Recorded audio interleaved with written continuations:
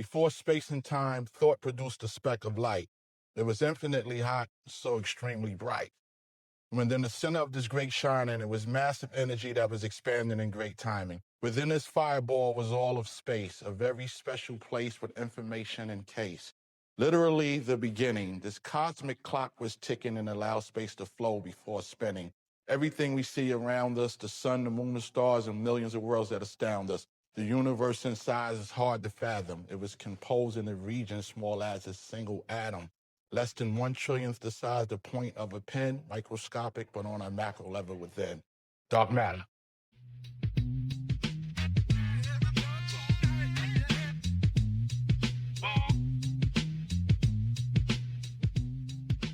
Right now, y'all in Shaolin right now. This is the home of my projects right here, you know? Where you see it's all of us, you know what I'm saying? You know what I'm saying? The minority working hard with they chilling, you know? This is where we live at, man, you know what I'm saying? Look, take a look up the street right there, you know what I'm saying? Look at the garbage on the floor and all that, you know what I mean? Look at the graffiti, I brung y'all right to the monument. It's the Wu-Tang monument right here. Wu-Tang gave us 9 unique voices, but only one was called the Genius. Welcome to Throwback Thursday, the place where we dig deep into the sounds, stories, and the legends that shape music history. Today we're stepping into the mind of one of hip-hop's sharpest lyricists, Gza, the genius of the Wu-Tang Clan. If Wu-Tang is a sword, Gza is a master craftsman sharpening his blade. VA shot a light from the Wu Mansion, still branching off the tree that sparked in EMC. And the fruit that fell far was the ripest. Get with Cypress, let the media hype this. Promotion niggas snipe this. Push it like Trey Bags in 72. Kept niggas in suede rags, microphone psycho. Who flips the mic so well? Hell without bell. In jams packed like jail cells. There's no escaping. Once my blade starts scraping, niggas flaking. Wanna be MCs is shaking.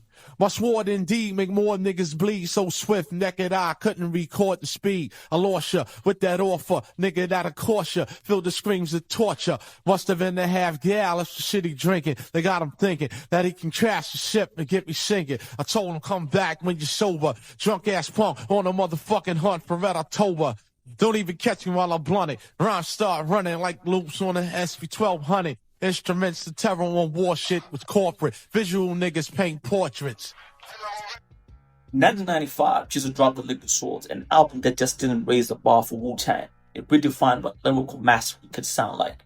Built on RZA's chilling production, Liquid Swords combined martial arts philosophy, street wisdom, and scientific wordplay.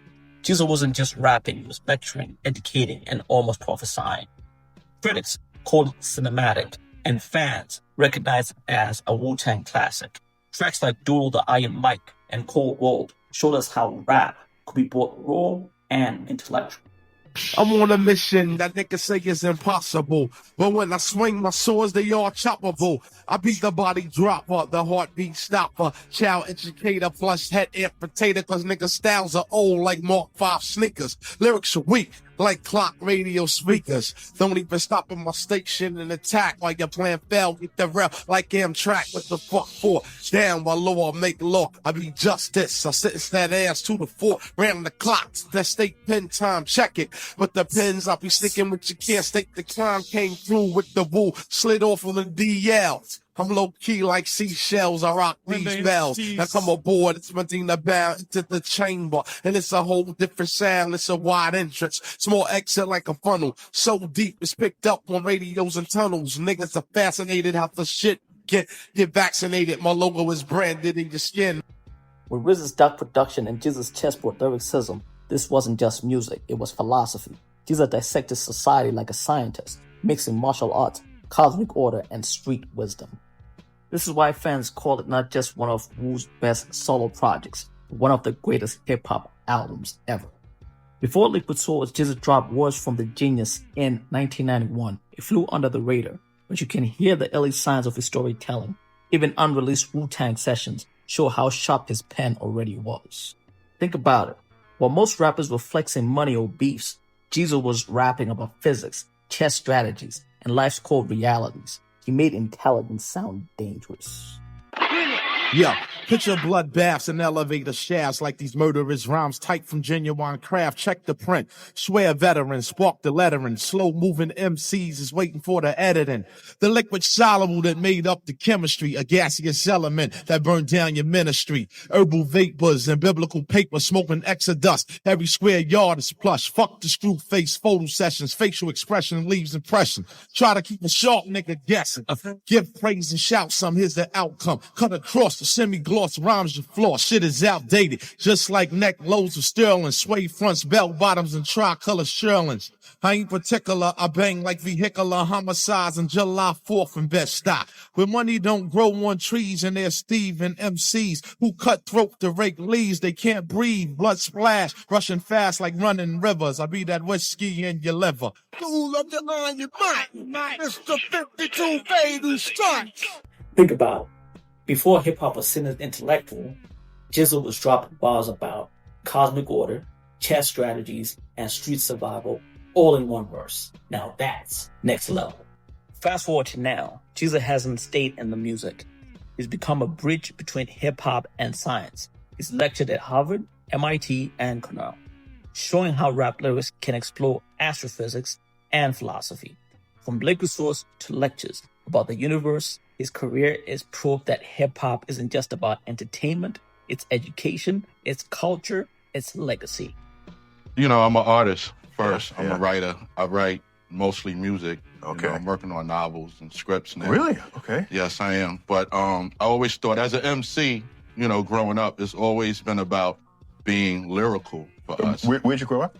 I grew up in Brooklyn. I'm Okay. born in Brooklyn. Lived in Staten Island. I lived in all the boroughs. Okay. And Staten Island. Yes, Staten Island. Shaolin. Staten We call Island. it Shaolin. Okay. Wu-Tang. But, you know, it started from back then. It was always about being lyrical and writing the tightest lyric and sharpest lyric and being witty and also incorporating things around us and anything we can incorporate into music. Like, I'm not a sports fan at all, but every now and then I always incorporate things about sports. So it's you're reaching into pop culture, and there it is, and it's there for you. Yeah. So, all right, but were your earliest songs that way? Some of the songs, some of our lyrics, we went there. Years ago. I remember one time RZA had this rhyme. It was about conception, being born. And it was a line about when my mind flashed back to a eerie mood when I was just a sperm cell in a fallopian tube. Oh. He was about 13 then. That's a great So- line. Very good. And so in Brooklyn, if you start taking an interest in the universe, and there are other rhymers, rappers, you had to be a little weird for doing that. Isn't that right? It can't have been normal. It depends on, it comes off as not being normal to most. But I wasn't normal doing it, and I wasn't even a rapper. Well, it depends on how you deliver it. You know, if I'm delivering it in a way where I'm like, Earth is the third planet. Okay. And the sun shines light. Right. It's Okay. not done that doesn't play. Right. It's Not in Brooklyn, not in, okay. But if it's in a way where you're saying, my universe run like clockwork forever, my words are pulled together, sudden change in the weather, the nature and the scale of events don't make sense. A storm with no one in, you're drawn in by immense gravity that's going mad, clouds of dust and debris, moving at colossal speeds, they crush an MC. So I have this line where I say, I was born with the mic in my hand, and I took it from Brooklyn to the SI land. I pulled up on the block, got out the truck. It was the first of pit stops, the era of the spinning top, around the birth of hip-hop. That was something I had identified with, so I made it my point to exploit this fly gift. And me and the RZA made trips to the BX, a mass of ferocious MCs, talented T-Rex, giants in every ways, rap flows for every day. We knew we would get a reward with a price to pay. The basic training was beyond entertaining, just a cadence of verbal expression, self-explaining. So those are my early days of traveling to the Bronx. So where does Gza rank in your top MCs of all time?